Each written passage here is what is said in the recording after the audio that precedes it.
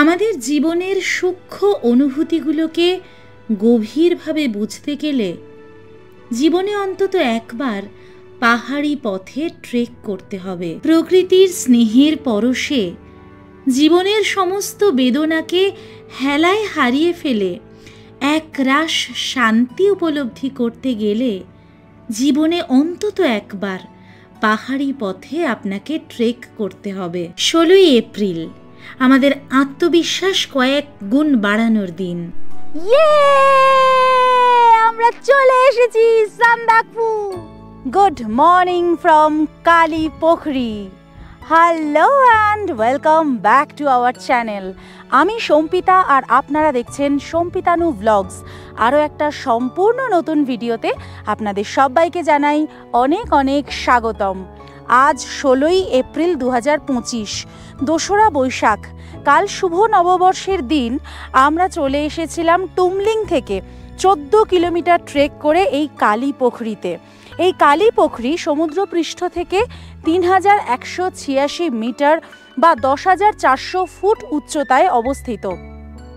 আজকে আমরা এই কালী পোখরি থেকে আমাদের 12,500 সদস্যকে সাক্ষী রেখে আর ঈশ্বরের আশীর্বাদকে মাথায় নিয়ে চলে যাব সান্দাকফু। আজ পশ্চিমবঙ্গের সর্বোচ্চ শৃঙ্গ সান্দাকফু সামিট করবার দিন। আজকের দিনটা ভীষণ ভীষণ স্পেশাল, তাই আজকে আমাদের এই ভিডিওটা শেষ পর্যন্ত দেখতে একদম ভুলবেন না। আর যদি আমাদের চ্যানেলে নতুন হন আর এখনও চ্যানেলটা সাবস্ক্রাইব করে না থাকেন, তাহলে এক্ষুনি সাবস্ক্রাইব করে বেল আইকনটা ক্লিক করে দিন। প্রতি শনিবার ঠিক বিকেল 4:30 আমাদের একটি করে নতুন এক্সাইটিং ভিডিও আসে, তাই প্লিজ আমাদের সাথে থাকুন, আমাদের পাশে থাকুন আর দেখতে থাকুন সম্পিতানু ব্লগস।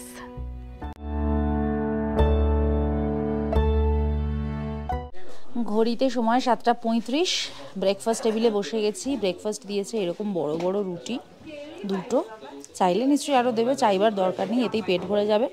তার সাথে বিনসের সিড আর আলু দিয়ে একটা তরকারি করেছে আর ডিম সেদ্ধ দিয়েছে।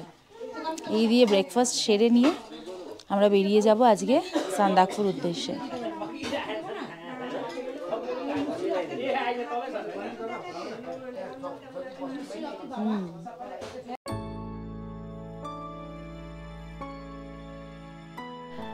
গতকাল যেহেতু আমরা অনেকটা সন্ধে করে প্রায় 5:30-6টা নাগাদ এখানে এসে পৌঁছেছিলাম আর বৃষ্টি পড়ছিল, সেজন্য গতকাল আর ভালোভাবে কালী পোখরিটা আপনাদেরকে দেখাতে পারিনি। আজকে সকালবেলা বেরোনোর আগে সেই জন্য সুন্দর করে এই জায়গাটা দেখিয়ে দিচ্ছি। এখন ওয়েদারটাও খুব ভালো রয়েছে, প্রত্যেক দিনই এটা হচ্ছে। সকালবেলা বেশ সানি সুন্দর একটা ওয়েদার থাকছে আর বেলা বাড়ার সাথে সাথেই বৃষ্টি মেঘলা এরকম হয়ে যাচ্ছে। যাই হোক, এই কালী পোখরি কথাটার অর্থ হচ্ছে কালী মানে তো কালো আর পোখরি মানে জল। কালো রঙের একটা পুষ্করিণী এখানে তৈরি হয়েছে ন্যাচারালি। এই 10,400 ফুট উচ্চতায় এরকম একটা প্রাকৃতিক জলে পুষ্ট পুষ্করিণী বা জলাশয় হিন্দু এবং বৌদ্ধ ধর্মাবলম্বীদের কাছে অত্যন্ত পবিত্র বলে গণ্য করা হয়। এবং এই পুকুরের জল কিন্তু কখনো শুকোয় না। এবং এই পুকুরের আশেপাশে অনেক গাছপালা থাকা সত্ত্বেও এই পুকুরের মধ্যে কিন্তু কখনোই কোনো গাছের পাতাও পড়ে না। এবং বৌদ্ধ ধর্মাবলম্বীদের অনেকে বিশ্বাস করেন যে এই জলের নিচে কালো একটা নাগ আছে, কালো নাগ থেকেই এই কথাটা মানে কালী পোখরি এসছে। আবার অনেকে মনে করেন যে এর জল কিন্তু মানে ময়লা নয়, এই জলে এতটুকুনিও কোনো অপরিষ্কার বা অপরিচ্ছন্নতা নেই, কিন্তু তাও এই জলের রং কালো, কারণ এর তলায় যে মাটিটা রয়েছে সেইটার রং কালো এবং সেই কারণেই জলটাকে আমরা কালো দেখি। অ্যাকচুয়ালি এখন আমরা জলটাকে কিন্তু একটু সবুজ টাইপের দেখছি, খুব একটা কালো দেখছি না, কিন্তু এটা কালী পোখরির নামেই পরিচিত। পুকুরটা চারিদিকে দেখতে পারবেন যে বৌদ্ধ পতাকা দিয়ে পুরো মুড়ে দেওয়া রয়েছে। এই পুকুরের জলে হাত মুখ ধোয়া বা কোনো আবর্জনা ফেলা একেবারে কঠোরভাবে নিষিদ্ধ। আর এই পুকুরের একটুখানি উপরের দিকে ডান দিকে বৌদ্ধ দুটো স্তূপ রয়েছে, যেটা জায়গাটাকে আরও সুন্দর করে তুলেছে এবং আরও পবিত্র করে তুলেছে। সত্যি এই জায়গায় দাঁড়ালে কিন্তু আপনি সেই পবিত্রতাকে উপলব্ধি করতে পারবেন। আমরা কালী পোখরি ছেড়ে আবার আমাদের হোটেলের দিকে এগিয়ে যাচ্ছি, আমাদের বেরোনোর টাইম আসন্ন। এখান থেকে কিন্তু সান্দাকফুকে দেখা যাচ্ছে। ওই যে দূরে কালো মেঘগুলো জমা হয়েছে পাহাড়টার ওপর, ওটাই হচ্ছে সান্দাকফু টপ। ওইখানেই আজকে আমাদের গন্তব্য। আর এখান থেকে আমরা 6 কিলোমিটার রাস্তা হেঁটে ওই জায়গায় পৌঁছবো। রাস্তাটা কীরকম হবে সেটা তো হাঁটতে গেলেই বুঝতে পারবো কতটা চড়াই থাকবে, কতটা উতরাই থাকবে, সবটাই আমি আপনাদেরকে জানিয়ে দেব। আমাদের চোখে পড়ল কালীপুখরির ঠিক পাশে অবস্থিত এই হোটেল অ্যান্ড রেস্টুরেন্টটি। এখানে অ্যাকোমোডেশনের ব্যবস্থা রয়েছে, চাইলে আপনারা এই জায়গাতে এসে থাকতে পারেন। এটা কালীপুখরির একেবারে পাশে হবে। আর আমরা যে হোমস্টেতে রয়েছি মানে ইয়ালুং হোমস্টে, সেটা কালীপুখরি থেকে 500 মিটার দূরে অবস্থিত। ঘড়িতে এখন সময় ঠিক 9:15 আর আমরা কালীপুখরিকে বিদায় জানিয়ে চলে যাচ্ছি 6 কিলোমিটার পথ অতিক্রম করে পশ্চিমবঙ্গের সর্বোচ্চ শৃঙ্গ সান্দাকফুর দিকে।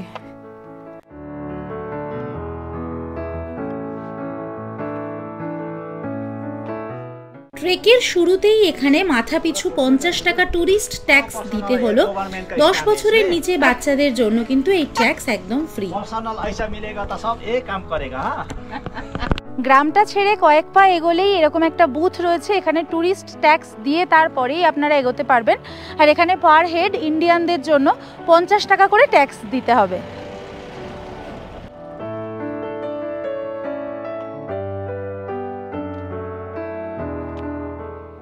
এই যে আমাদের আজকের লাস্ট ল্যাপটা মানে সান্দাকফু পর্যন্ত যাওয়ার রাস্তাটা, এটা কিন্তু সবচেয়ে সিনিক। যে রাস্তা দিয়ে আমি যাচ্ছি তার পিছনে ভ্যালির এই সিনটা মানে অন্য কোন সিজনে কিরম থাকে জানি না, এখন তো পুরো লালিগুড়াসে ভর্তি, অদ্ভুত সুন্দর লাগছে। পাশে গভীর খাদ, রাস্তা থেকে ওপর থেকে নামছে গাড়িগুলো, সান্দাকফু থেকে মানেভঞ্জনের দিকে যে গাড়িগুলো নামছে, ল্যান্ড রোভার, বোলেরো, থার, এগুলো নামছে। আর এই রকম একটা রাস্তা দেখতে দেখতে এগিয়ে যাওয়া, এটা কিন্তু একদম অনবদ্য একটা অভিজ্ঞতা। রডোডেনড্রন ছাড়াও এই পাহাড়ি পথে আমার সাথে আলাপ হয়েছিল আরও বেশ কিছু ফুলের। তবে এই পাহাড়ের রডোডেনড্রন ফোটার বেশ কিছু নিয়ম রয়েছে। মানে পাহাড়ের নিচের দিকে কম উচ্চতায় সবচেয়ে আগে এই ফুল ফোটে। মানে মার্চ মাসে নিচের দিকে ফুল ফোটা শুরু হলেও একদম ওপরের দিকে মানে সান্দাকফুর দিকে ফুল ফোটা কিন্তু শুরু হয় এপ্রিলের মাঝামাঝি থেকে। তাই আজকের যাত্রাপথে আমরা যে লালিগুড়াস দেখব সেগুলি একেবারে সদ্য প্রস্ফুটিত, তাই এর শোভা বর্ণনা করা ভাষাতীত। দেখুন সান্দাকফুর পথে যেতে যেতে বেশ কিছুটা এগিয়ে এসছি কালীপুখরি থেকে, আর দূরে ওই দেখা যাচ্ছে এই যে কালীপুখরি গ্রামটাকে দেখা যাচ্ছে। আর এই রাস্তায় লালিগুড়াসের সমারোহ, মানে সত্যি চলার কষ্ট এতটুকুও মনে হবে না। চারপাশটা কি দারুণ লাগছে। এই যে নামে শুনতেই 6 কিলোমিটার রাস্তা, কিন্তু আমরা কখন গিয়ে পৌঁছবো তার কোনো ঠিক নেই। তার কারণ প্রতি 100 মিটারে আমরা দাঁড়াচ্ছি আর ছবি তুলছি। আর এই রকম যদি দৃশ্যপট হয়, ছবি না তুলে পারা যায় বলুন? এগুলো তো লাইফ টাইম একটা অ্যাসেট, একটা লাইফ টাইম এক্সপিরিয়েন্স। এই যদি চোখের সামনে থাকে, দাঁড়াবো না তো কি করব? আপনারাই বলুন, এটা কি সচরাচর দেখা যাবে? সত্যি মানে আমি আপনাদেরকে প্লিজ বলবো এই সময় আসার চেষ্টা করুন। এই রকম মানে রডোডেনড্রন দেখতে দেখতে হাঁটা অপূর্ব অপূর্ব। আর ওই যে দূরে দেখা যাচ্ছে আমাদের কালীপুখরি। এই কালীপুখরি জায়গাটিও আমার কিন্তু বেশ লেগেছিল, যদিও এখানে বেশিক্ষণ থাকা হলো না। এখান থেকে কিন্তু কাঞ্চনজঙ্ঘা দেখা যায় না, তবে যা দেখা গেল তা দেখে মনে হলো আহা কি দেখিলাম, জন্ম জন্মান্তরেও ভুলিব না। আগের দিন যেমন আমরা টুমলিং থেকে চলে এসেছিলাম কালীপুখরি, বা আজকে আমরা কালীপুখরি থেকে সান্দাকফু যাচ্ছি, বেশ দিব্যি গটগট করে চলে যাচ্ছি। আর প্রথম দিন মানে ধোত্রা থেকে টুমলিং আসার দিন যে পিঠে ইয়া বড় একটা ব্যাগ ছিল সেটা নেই। আপনারা হয়তো অনেকেই ভাবছেন যে ব্যাগগুলো কোথায় গেল। অ্যাকচুয়ালি এখানে ব্যাগ ট্রান্সপোর্ট করবার ব্যবস্থা রয়েছে, মানে 300 টাকা করে যদি দেন সেক্ষেত্রে ওনারা যে হোমস্টেতে বা হোটেলে আপনারা গিয়ে উঠবেন সেখানে গাড়ি করে ব্যাগটা পৌঁছে দেবেন। আপনার গাইডই এই ব্যবস্থাটা করবেন, সুতরাং আপনার কোনো চিন্তার ব্যাপার নেই। আর সেই জন্যই এই সুবিধাটা আছে বলেই আমরা আর পিঠে করে নিয়ে যাওয়ার কষ্টটা করিনি। টাকা দিয়ে দিয়েছি, গাইডকে বলে দিয়েছি আমরা যে হোমস্টেতে গিয়ে উঠবো সেখানে আমাদের লাগেজ পৌঁছে যাবে। গতকালও সেটা হয়েছিল, আজও তাই হবে। এখানে ট্রেকিং, গাড়ি যাওয়া এবং গাড়ি ফেরার জন্য এই একটি মাত্র রাস্তা রয়েছে, এবং আপনারা দেখতেই পাচ্ছেন যে এই রাস্তাটি কিন্তু যথেষ্ট বিপদসংকুল। বাম পাশে গভীর খাদ, আর এরকম ভয়াবহ রাস্তা দিয়ে চলতে চলতে সামনে তাকিয়ে একটা অদ্ভুত দৃশ্য দেখতে পেলাম। তার আগে এখান থেকে আশপাশটা একবার দেখে নিন, তারপর ওই দৃশ্যে আবার ফেরত আসছি। দেখেছেন কিরকম গুরাসের মেলা বসেছে পাহাড় জুড়ে? এই দৃশ্যের কথাই আমি বলছিলাম। আমার তো দেখে মোটামুটি ভয়েই প্রাণ উড়ে যাওয়ার মতন অবস্থা। এখানে একটি নেপালি মহিলাদের গ্রুপ আর এই শূন্যে ভেসে থাকা রোডোডেনড্রন গাছের উপর চড়ে বসে তাকে ফটো তুলতে হবে। আপনারা কিন্তু দয়া করে ভুলেও এরকম রিস্ক নেবেন না।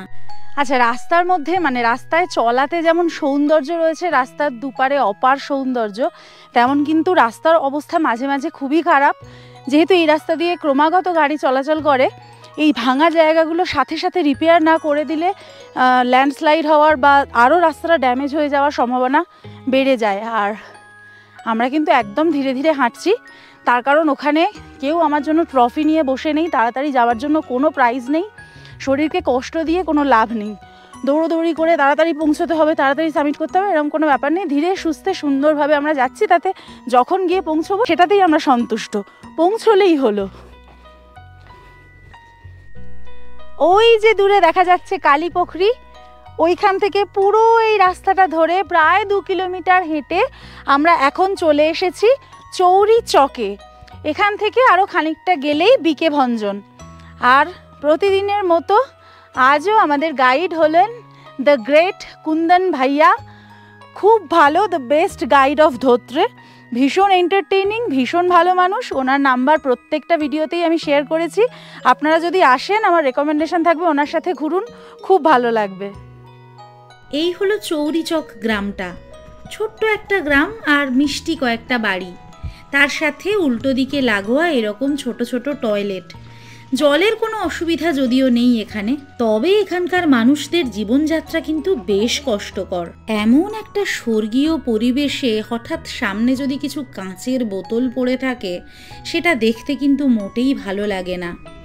একদিকে এরকম অপার্থিব সুন্দর এক গুচ্ছ রোডোডেনড্রন, আর তার পাশে কাঁচের বোতল। চৌরিচকের একেবারে শেষে এরকম সদ্য প্রস্ফুটিত লালিগুলাসের পাশেই রয়েছে ছোট্ট একটা হোমস্টে। যাবার পথে চৌরিচক বিকে ভঞ্জনে আমরা একটুখানি গরম গরম চা খেয়ে নিচ্ছি। আচ্ছা, এই যেখান থেকে চা খাচ্ছি এদের হোমস্টেও আছে, চিতেন হোমস্টে। ওনাদের এখানে একটা ছোট্ট চায়ের দোকান আছে, এখান থেকে চাটা খেয়ে তারপরে আবার আমরা যাবো, এনার্জিটাকে একটু বুস্ট করে নিচ্ছি।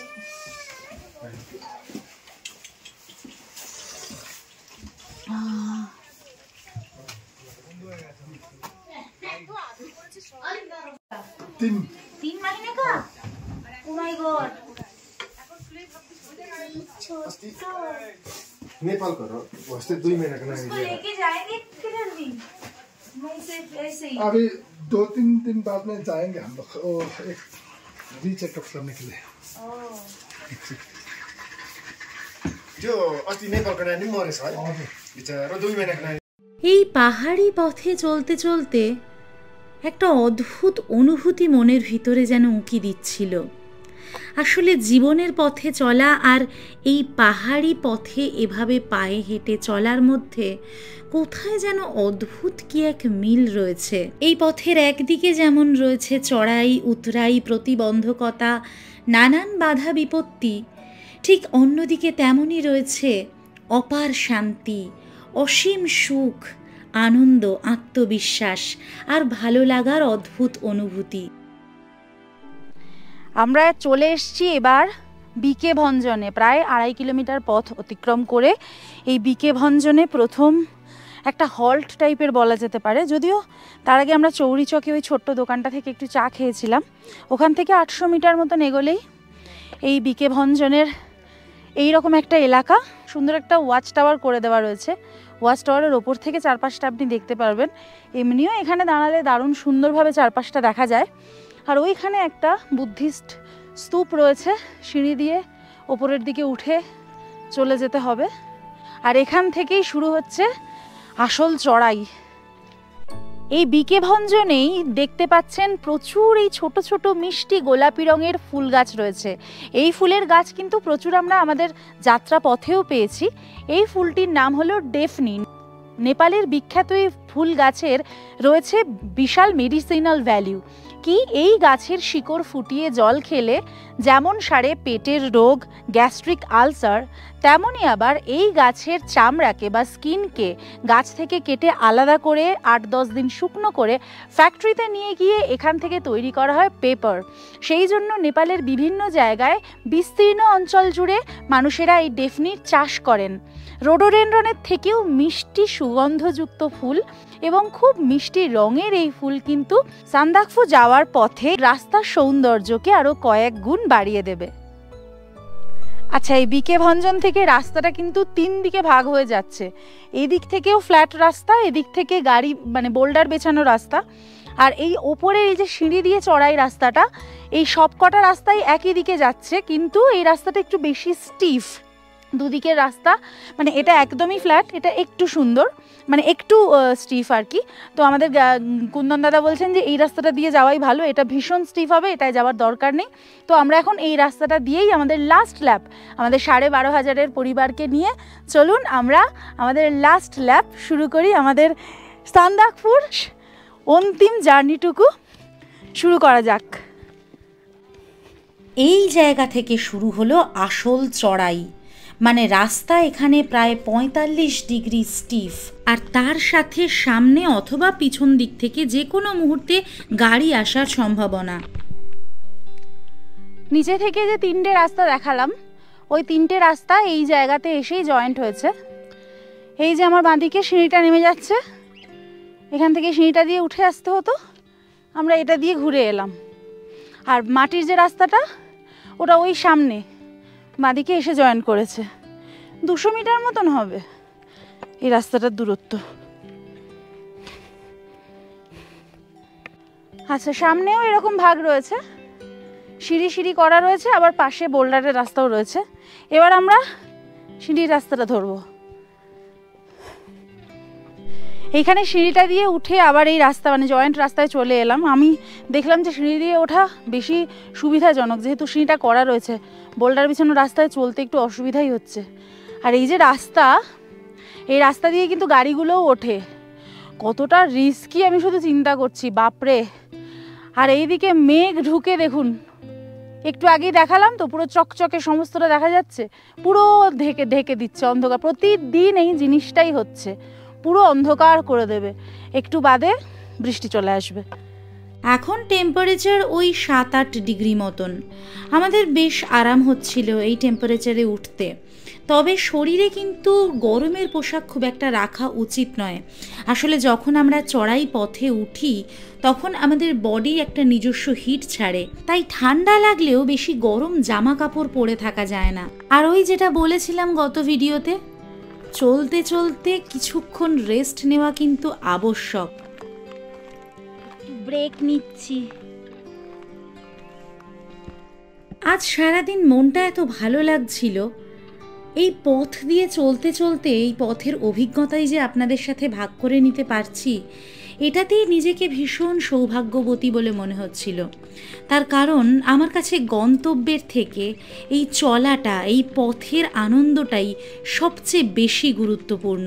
পথ বেঁধে দিল বন্ধনহীন গ্রন্থি, আমরা দুজন চলতি হাওয়ার পন্থী, রঙিন নিমেষ ধুলার দুলাল, পরনে ছড়ায় আবির গুলাল, ওড়না ওড়ায় বর্ষার মেঘে দিগঙ্গনার নৃত্য, হঠাৎ আলোর ঝলকানি লেগে ঝলমল করে চিত্ত।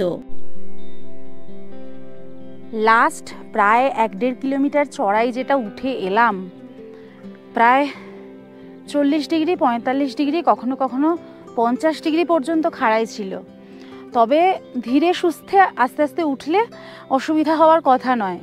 আর যদি অসুবিধা হয় সেক্ষেত্রে একটু দাঁড়িয়ে একটু রেস্ট নিয়ে জল খেয়ে, সাথে যদি ডার্ক চকলেট বা ড্রাই ফ্রুটস এই ধরনের কোনো কিছু থাকে অবশ্যই এটা রেখে দেবেন নিজেদের সাথে, একটু খেয়ে তারপরে আবার চলতে শুরু করুন, কোনো অসুবিধা হবে না। এখন আমাদেরকে দাদা 2 মিনিট রেস্ট দিয়েছেন এই জায়গায়। এখানে চারপাশে যা দেখছি না, আর এখান থেকে সান্দাকফু কিন্তু মাত্র আর 2 কিলোমিটার। এখানে একটা মাইল ফলক রয়েছে, এখানে লেখা রয়েছে যে আর 2 কিলোমিটার। যদিও বলে যে পাহাড়ে কিলোমিটার জিজ্ঞেস করতে নেই, আমি করিও নি খুব একটা, কিন্তু এটা দেখে খুব আনন্দ হচ্ছে যে আমরা আমাদের গন্তব্য থেকে মাত্র 2 কিলোমিটার দূরে আছি। আর ঠিক এই জায়গায় বসে একদিকে যেমন দেখলাম পাহাড়ের অপরূপ শোভা আর তার সাথে মেঘেদের খেলা, ঠিক তার পাশে একদম আমরা যেখানে বসেছিলাম তার নিচে এরকম ভয়ঙ্কর ল্যান্ডস্লাইডের দৃশ্য। এই রাস্তা দিয়েই কিন্তু আগে গাড়ি চলাচল করত। এই ভয়ঙ্কর ল্যান্ডস্লাইডের ফলে এখন এই রাস্তা দিয়ে গাড়ি চলাচল বন্ধ রয়েছে। আমরা আবার চলতে শুরু করলাম। আসলে এই পথের তো একটাই মন্ত্র, চড়ুইবেতি। আর কিছুটা এগোনোর পর এরকম সুন্দর ভ্যালির মতো একটা জায়গা দেখতে পেলাম। শুনলাম এই ভ্যালির নাম নাকি গুরাস ভ্যালি। গুরাস ভ্যালিতে তখনও পর্যন্ত কিন্তু সব রোডোডেনড্রনের গাছে ফুল আসেনি। অ্যাকচুয়ালি এই হাই অল্টিটিউডের ফুলগুলো ফোটে মে মাস নাগাদ। সান্দাকফু থেকে 1.5 কিলোমিটার নিচে আমরা তো যাচ্ছি ভারতের এই রাস্তাটা দিয়ে। নেপালের রাস্তা দিয়েও আপনারা আসতে পারেন। এই রাস্তায় এখন গাড়ি চলে না যেহেতু ল্যান্ডস্লাইড হয়েছে। এই জায়গা থেকে সামনে দুরন্ত একটা ভিউ আছে, একটা ভ্যালি ভিউ টাইপের। আর এইখানে এই জায়গাটার নাম হচ্ছে গুরাস ভ্যালি। লালিগুরাস থেকেই নামটা এসছে অবশ্যই, এখানে প্রচুর লালিগুরাস। আর ঠিক ওই যে একটা ছোট্ট বাড়ি দেখা যাচ্ছে দূরে, ওটা হচ্ছে গুরাস ভ্যালি হোমস্টে। নেপালে ওটা, ওখানে অ্যাটাচ বাথ সব কিছুরই সুবিধা রয়েছে। চাইলে আপনারা ওই গুরাস ভ্যালিতে এসেও থাকতে পারেন। এই রকম একটা পরিবেশে হোমস্টে ভাবাই যায় না, বাপরে। আর এই হলো চারদিকের ভিউ। এই জায়গায় দাঁড়িয়ে হঠাৎ মাথায় কী যে হলো, মনে হলো একটু শর্টকাট রাস্তা ট্রাই করি। এখনও অবধি একদিনও কিন্তু আমরা এরকম শর্টকাট রাস্তা ট্রাই করিনি। বেশ ভয়ে ভয়েই এই রাস্তার মধ্যে প্রবেশ করলাম। তবে দুর্দান্ত একটা অভিজ্ঞতা হলো এটুকু বলতে পারি। তবে যদিও কুন্দন দাদা সবার আগে এই শর্টকাট রাস্তা নিয়ে অভয় দিয়েছিলেন, তবেই আমি রাজি হয়েছিলাম। আর কিছুটা এগোতেই দেখুন এই ডেফনি ফুলের সমাহার। আহা, কি মিষ্টি যে এর গন্ধ! পুরো বাতাসটা যেন ম ম করছিল এর সুগন্ধে। কি শান্ত, স্নিগ্ধ, পবিত্র এই পরিবেশ, যেন মনে হচ্ছে স্বয়ং দেবতার সান্নিধ্য পাচ্ছি। এই যে গাছটা দেখছেন সামনে, এই গাছটির নাম হলো বিটুলা।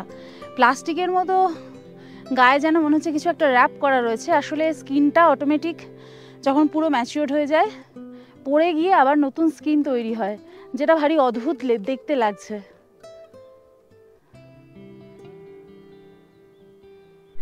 এখানে কিন্তু চাইলে আপনারা পোর্টারও পেতে পারেন, তার সুবিধাও রয়েছে। আমরা যেমন লাগেজ গাড়িতে পাঠিয়ে দিয়েছি, আমার পিছনে যে 3 জন আসছেন মাঝখানের জন কিন্তু পোর্টার। চাইলে ওনাদের সাহায্যেও আপনারা মালপত্র একটা জায়গা থেকে আরেকটা জায়গায় ট্রান্সপোর্ট করতে পারেন।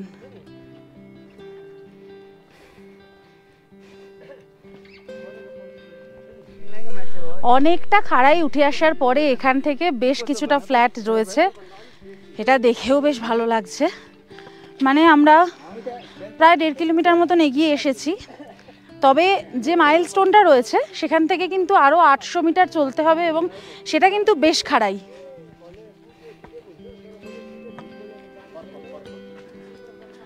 ওই যে এখানে আবার পার্পল কালারের রোডোডেনড্রন, ওয়াও।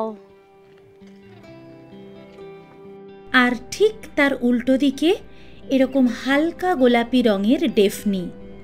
কি অদ্ভুত সংমিশ্রণ, তাই না? এমন পথের প্রেমে না পড়ে কি থাকা যায়? এই পথে প্রত্যেকটি গাড়ির ড্রাইভার প্রতি মুহূর্তে তাদের দক্ষতার পরিচয় দিচ্ছিলেন।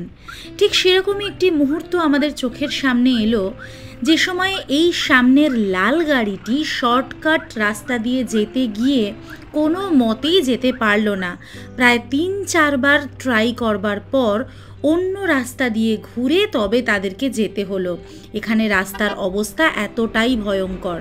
আর এই যে ঘুরে রাস্তা দিয়ে যাচ্ছে এই গাড়িটা, এটা কিন্তু নেপালের রাস্তা। আমি কিন্তু দাঁড়িয়ে আছি ভারতের মাটিতে, আর এই পাথরের স্তম্ভটি চিহ্নিত করেছে ভারত এবং নেপালের বর্ডারকে। আর এই জায়গায় দাঁড়িয়ে ডান দিকের রাস্তা হলো নেপালের এবং বাঁ দিকের রাস্তা হলো ভারতের। অ্যাকচুয়ালি সান্দাকফু মাইল ফলকটা আছে আর ঠিক 1 কিলোমিটার পর, কিন্তু একদম টপে যেতে গেলে আমাদেরকে আরও 200 মিটার এক্সট্রা উঠতে হবে, মানে এখান থেকে আর 1200 মিটার পথ চলা বাকি।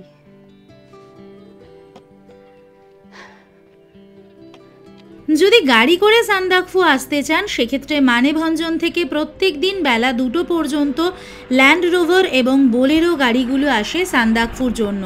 সান্দাকফু আসতে মানেভঞ্জন থেকে মোটামুটি 3 ঘন্টা মতন সময় লাগে। প্রতি গাড়িতে সিটিং ক্যাপাসিটি ওই 6 থেকে 7 জন মতন। এই সান্দাকফুতে কিন্তু লালিগুড়াস হওয়ার একটা নির্দিষ্ট নিয়ম রয়েছে। কি সেটা? নিচে থেকে ফুলগুলো ফুটতে ফুটতে ওপরের দিকে আসে, মানে নিচের দিকের ফুলগুলো আগে ফুটে যায়, তারপর যত সময় যায় ওপরের দিকে মানে পাহাড়ের মাথার দিকের ফুলগুলো ফুটতে থাকে। ঠিক এখন যেমন এইখানের গাছের ফুলগুলো দেখতে পাচ্ছেন সদ্য প্রস্ফুটিত, আর একদম কুঁড়ি থেকে সবে ফুলের রংটা খুলেছে, মানে এখনো কুঁড়ি অবস্থাতেই রয়েছে। এই রকম ফুল গাছ কিন্তু এখানে বেশি। ফুল ব্লুমড যে ফ্লাওয়ার সেগুলো কিন্তু এখানে কমই রয়েছে। এগুলো ফুটবে আর সপ্তাহখানেকের মধ্যে ফুটে যাবে। এগুলো যেমন আরেকটু ম্যাচিওর করেছে, তো আস্তে আস্তে একদম পাহাড়ের মাথার দিকের যে ফুলগুলো সেগুলো ফুটবে। আর এখানে যেই কুঁড়িগুলো দেখছেন এগুলো কিন্তু একদম ছোট্ট আছে, এগুলো ফুটতে এখন আরও বেশ দিন 15 সময় লাগবে। এখান থেকে প্রথম আমাদের আজকের গন্তব্য মানে সান্দাকফুকে দেখতে পাচ্ছি খুব কাছ থেকে। ওই যে দূরে গেটটা দেখা যাচ্ছে, ওই হলো আমাদের গন্তব্য। সেই যে 12,000 ফুট উচ্চতায় পশ্চিমবঙ্গের সর্বোচ্চ শৃঙ্গ। আর কিছুক্ষণ বাদেই আমরা সামিট করব।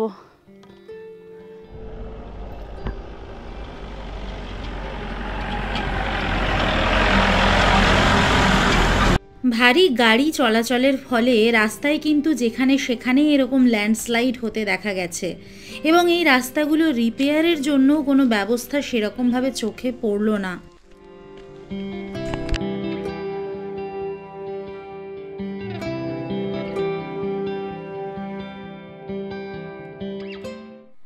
বেশ খানিকটা এগিয়ে আসার পর এখানে দাদা আমাদেরকে একটু রেস্ট দিয়েছেন, তার কারণ লাস্ট চড়াইটা বাকি আছে। মানে এবার আমরা একদম লাস্ট যে চড়াই সেটাই চড়বো, আর তারপরেই পৌঁছে যাব একদম আজকের আমাদের ফাইনাল ডেস্টিনেশন সান্দাকফুতে। এই যে সামনে দেখা যাচ্ছে রাস্তাটা, এইটা দিয়েই এবার আমরা উঠবো। এই রাস্তায় উঠে আসার পর পিছন ফিরে তাকালে মাথা ঘোরাতে থাকে। যাদের ভার্টিগোর সমস্যা আছে তাদের তো আরও বেশি করে এই প্রবলেমটা হবে। আর এমন রাস্তায় যখন গাড়িগুলো উঠে আসছিল সেটা দেখেই আমার কেমন যেন ভয় ভয় করছিল। আমরা চলে এসেছি সান্দাকফু 0 পয়েন্ট। এখান থেকেই সান্দাকফুতে এন্ট্রি করছি। আর এত দিনের এত যে কষ্ট সব কিছু একদম বেমালুম ঘায়েল হয়ে যাবে এই জায়গায় এসে দাঁড়ালে। যদিও এটা একদম টপ পয়েন্ট নয়, এখান থেকে আরও 200 মিটার চড়াই আছে, বাট স্টিল আমরা কিন্তু সান্দাকফুর ভেতরে চলে যাচ্ছি। আর এখান থেকে ফালুট 21 কিলোমিটার। চলুন এবার লাস্ট 200 মিটার গিয়ে একদম সান্দাকফুর টপে পৌঁছানো যাক। আর এই জায়গা থেকে মানেভঞ্জনের দূরত্ব হচ্ছে 31 কিলোমিটার আর দার্জিলিং 58 কিলোমিটার।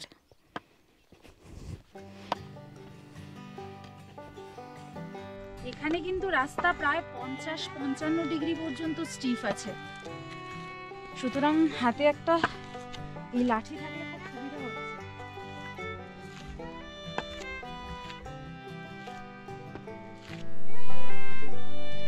এই যে রাস্তা উঠে যাচ্ছে সান্দাকফুর হোমস্টে কিন্তু দেখা যাচ্ছে। এই যে একটা সামনের হোমস্টে, এটা হচ্ছে শেরপা চ্যালেট হোমস্টে। তার মানে আমরা একদম টপের কাছে চলে এসেছি, আর ওই 100 মিটার মতন বাকি।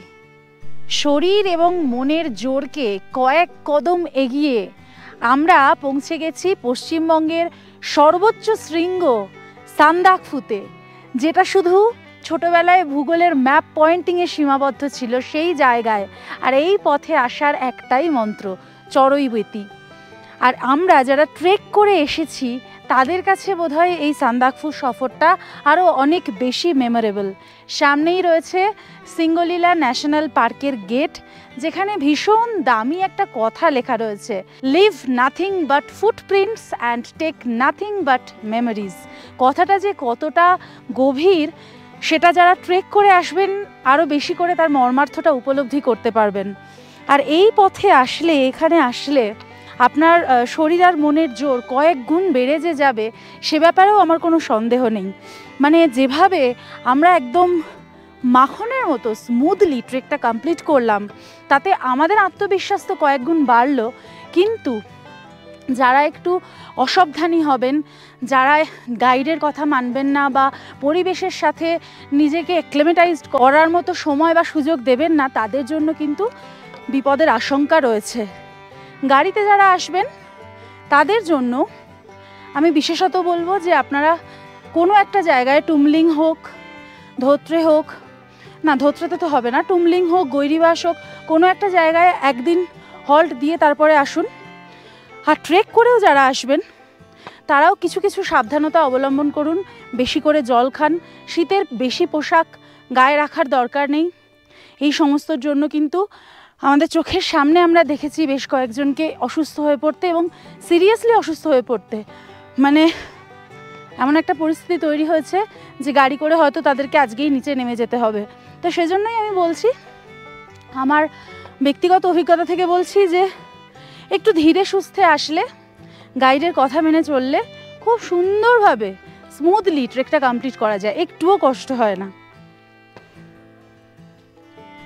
ঘড়িতে এখন সময় ঠিক দুপুর 2:15। তখন তো ওই মাইল ফলক দেখার পরে আনন্দে উত্তেজনায় সময়টাই বলতে ভুলে গিয়েছিলাম। আমরা 1:30টার সময় মাইল ফলকে পৌঁছে গেছিলাম, আর এইটুকু আসতে আরও আধ ঘন্টা সময় লাগলো 200 মিটার আসতে। আর তারপরে 15 মিনিট বাদে, এখানে পৌঁছানোর 15 মিনিট বাদেই ভিডিওটা করছি, চারপাশটা ভালো করে দেখে নিজেরা উপভোগ করে অনুভব করে তারপরে ভিডিওটা করছি বলে আরও 15 মিনিট সময় বেশি লাগলো। কি যে অসাধারণ একটা অনুভূতি, কি বলবো।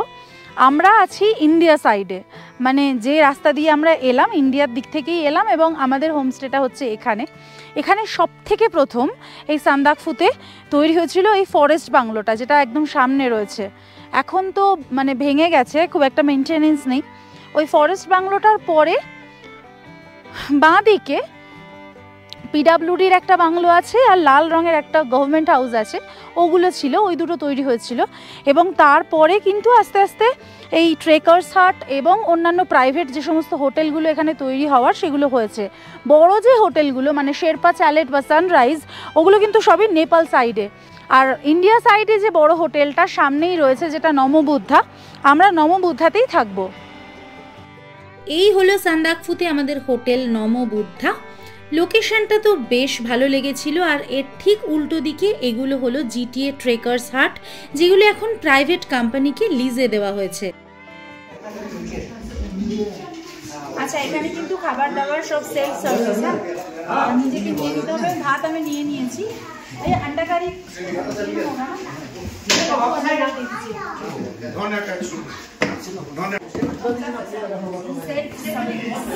হোটেলে পৌঁছেই আমাদের বেশ খিদে পেয়ে গিয়েছিল বলে আমরা সোজা চলে এসেছিলাম এখানকার রেস্টুরেন্টে। আর এই সেলফ সার্ভিস ব্যাপারটাও আমার বেশ ভালো লেগেছিল। এই রেস্টুরেন্টের ভাইবও খুব সুন্দর। আপনারা তো সবাই জানেন যে 1 মে এই সান্দাকফুতে স্নোফল হয়েছে। আমি শুধু ভাবছি যে এই রেস্টুরেন্ট থেকে কি ভিউ দেখা গেছে। বসে পড়েছি লাঞ্চ টেবিলে, সেলফ সার্ভিস এখানে যেটা বললাম। মোটামুটি নিজের পছন্দ মতো ডাল, সয়াবিনের তরকারি, স্যালাড, পাঁপড় এটা নিয়ে নিয়েছি। আর ডিমের তরকারিটা ওনারা কিচেন থেকে দিয়ে গেছেন। এই দিয়ে আপাতত লাঞ্চ সেরে নিই, কারণ বিশাল জোরে খিদে পেয়েছে।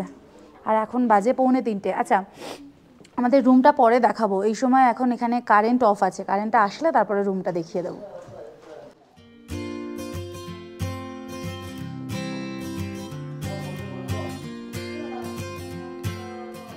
খাবার দাবার তো বেশ ভালোই ছিল। আর এই হলো রেস্টুরেন্ট এরিয়া থেকে আশপাশের ভিউ।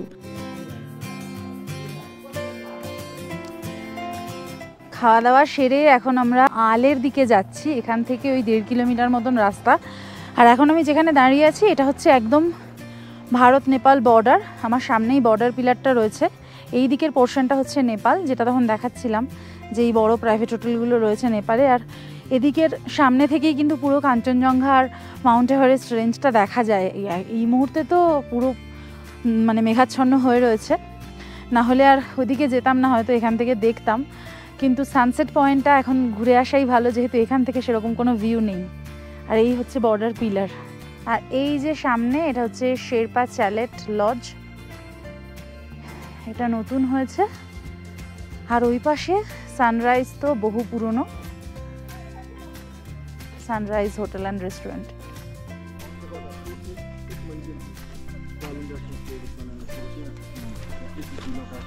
और नेपाल का जैसे भी लगा पूरा तुरंत कर देता है, बंद कर देता है।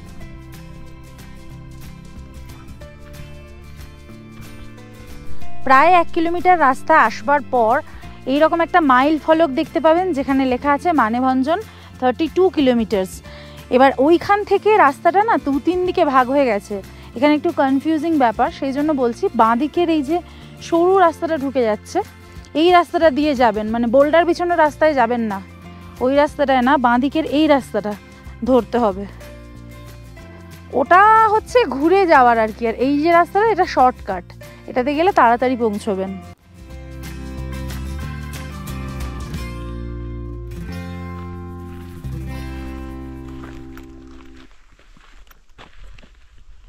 ওই যে দূরে পাহাড় চূড়া দেখা যাচ্ছে, ওটাই হলো আল। বর্তমানে কিন্তু আল পর্যটকদের কাছে বেশ জনপ্রিয় হয়ে উঠেছে। যেহেতু সান্দাকফুতে থাকার অপশন খুব বেশি নেই, সে কারণে অনেকেই আলকে বেছে নিচ্ছে তাদের থাকার জায়গা হিসাবে। তার কারণ আলে কিন্তু বর্তমানে বেশ কয়েকটি হোমস্টে গড়ে উঠেছে।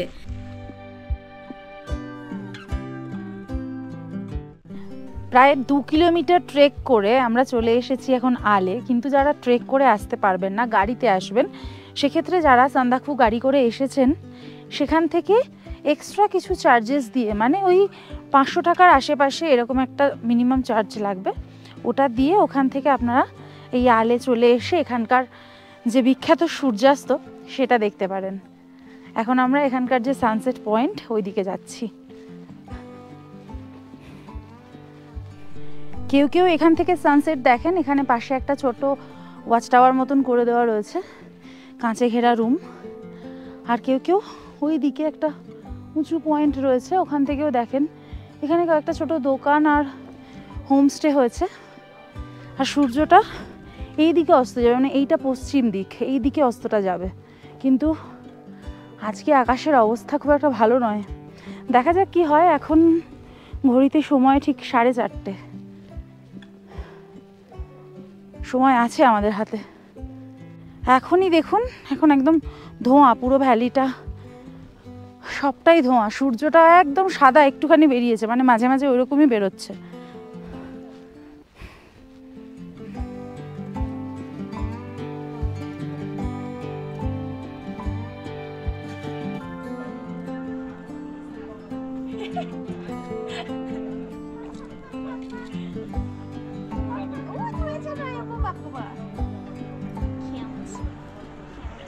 হঠাৎ এই পাহাড়ি বিপদসংকুল পথে পালসার 150 চলতে দেখে বেশ অবাক হয়ে আমাদের কুন্দন দাদাকে জিজ্ঞেস করলাম। জানালো যে এখানকার লোকাল কিছু ছেলে বেআইনিভাবেই এইভাবে মাঝে মাঝে গাড়ি চালিয়ে যায়। আল ঘুরে আবার আমরা ফিরে এলাম সান্দাকফুতে। গোধূলির আলো মেখে সে তখন আরও মায়াবী হয়ে সেজে উঠছে। আল থেকে সেফলি আবার আমরা ফিরে এসেছি সান্দাকফুতে। সান্দাকফু না, এখানে যেটা লেখা আছে সান্দাকপুর। আসলে এই সান্দাকপুর নাম কিন্তু সান্দাকপুর। নেপালিরা কিন্তু এখনো পর্যন্ত এই জায়গাকে সান্দাকপুরই বলেন। এটি আসলে একটি তিব্বতী ভাষা, যার অর্থ হলো পয়জন অফ হিল।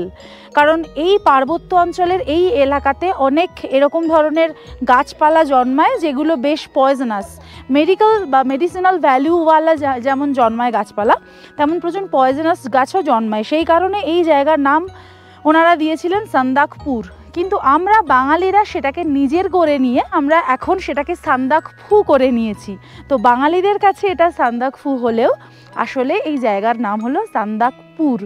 আর এখন এই জায়গায়, মানে সন্ধেবেলা এখন ঠিক 6:15 বাজে, চারপাশের ভাইবটা ঠিক এরকম।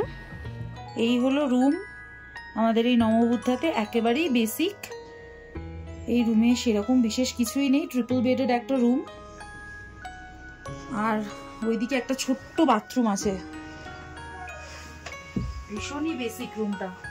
আর যেহেতু লাস্ট মোমেন্টে মানে বুক করেছে সেজন্য একদম ছোট রুমটাই আমাদেরকে দেওয়া হয়েছে। এছাড়া এখানে কটেজ ছিল, ওগুলো নিলে তাও বেটার ছিল। রাত ঠিক 9টা নাগাদ গরম গরম ধোঁয়া ওঠা ভাত আর চিকেন সহযোগে দারুণ একটা ডিনার সেরে সাঙ্গ হলো আজকের মতো সান্দাকফুর গল্প। তবে সান্দাকফুর গল্প কিন্তু এখানেই শেষ নয়।